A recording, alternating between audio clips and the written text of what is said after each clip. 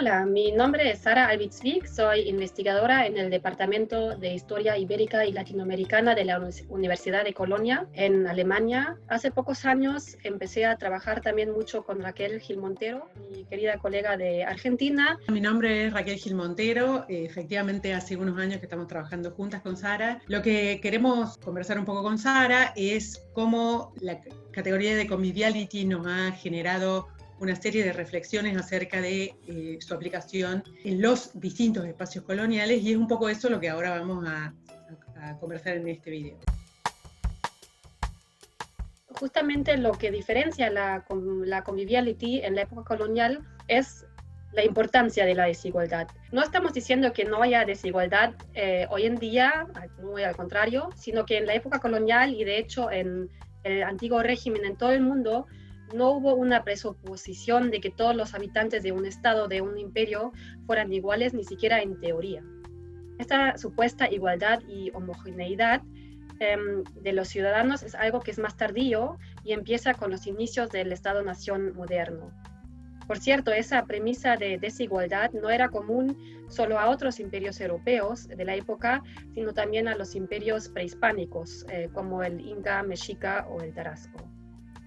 Pero aquí en este video nos queremos concentrar en la época tras la conquista española, o sea, en la América hispana. Bueno, esa sociedad colonial, por supuesto, tiene algunas premisas como legales o teóricas, y a veces cosas muy distintas ocurrían en la práctica. Cuando los españoles conquistan y tras algunas experiencias muy puntuales que hubo en las islas del Caribe, intentan separar a ese mundo colonial en lo que se llamaron las dos repúblicas, la República de Españoles y la República de los Indios, como si pudieran existir como esferas separadas dentro del continente. Por supuesto que muy rápidamente esas dos repúblicas se convirtieron en algo muy abstracto, porque lo que es cierto es que desde el primer momento llegan con los españoles también personas esclavizadas de África, pero también llegan de Asia. Y ese mundo teórico separado de las dos repúblicas se convierte rápidamente en un mundo bastante mezclado. Esa mezcla genera un montón de conflictos, disputas y negociaciones en lo que eran esos derechos, porque los derechos estaban relacionados fuertemente con una o varias de lo que podríamos decir las clasificaciones que los españoles imponen en esa sociedad. Tal vez habrán visto esas pinturas de castas tan famosas que son del siglo XVIII en la Nueva España, sobre todo, y algunas pocas del Perú también, que bueno, se puede discutir mucho sobre hasta qué punto representaban la realidad cotidiana, pero lo que sí es cierto es que había cada vez más categorizaciones, y lo que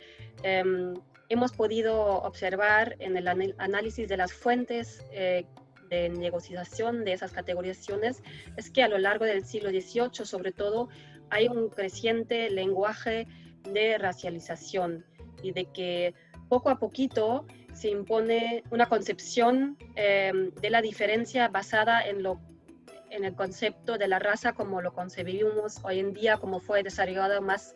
en detalle a lo largo del siglo XIX. Esas dos repúblicas nunca funcionaron del todo, aunque sí siguieron implementando leyes de separación que nunca pudieron ser llevados a la práctica al 100%. Por un lado, por el trabajo, porque siempre hubo, por ejemplo, indígenas trabajando como sirvientes en las casas de los españoles, en las haciendas, por ejemplo, hubo convivencia de personas indígenas, mulatas, mestizas, trabajando todos en trabajos bastante similares, compartiendo residencias, compartiendo el día a día. Por supuesto, hay que ver el caso específico, porque no era lo mismo la conviviality en el mundo urbano que en el mundo rural. No era lo mismo en un taller de artesanos urbano, donde también hubo diferentes grupos trabajando juntos, o en una plantación donde hubo tal vez un poco más de separación entre los diferentes grupos. Desde el inicio hubo relaciones íntimas entre diferentes grupos de manera legal, digamos, con un matrimonio por medio, pero también de manera más informal. Entonces es un mundo que se fue complejizando y los derechos y deberes adscriptos, digamos, a cada una de esas categorizaciones también fueron variando a lo largo del tiempo. Dentro de esta sociedad que es por naturaleza desigual, o sea, es constitutivamente desigual, las desigualdades tampoco son iguales en todas partes. Sin embargo, hay muchos estudios que muestran ejemplos de las relaciones que había entre estos diferentes grupos, digamos, alianzas o formas de asociación o de negociación entre los grupos. Lo que nosotros quisiéramos como enfatizar es la importancia de estudiar todos esos procesos de conformación de esas sociedades, que son las que dan origen a distintas constelaciones de conviviality que encontramos a lo largo de América Latina.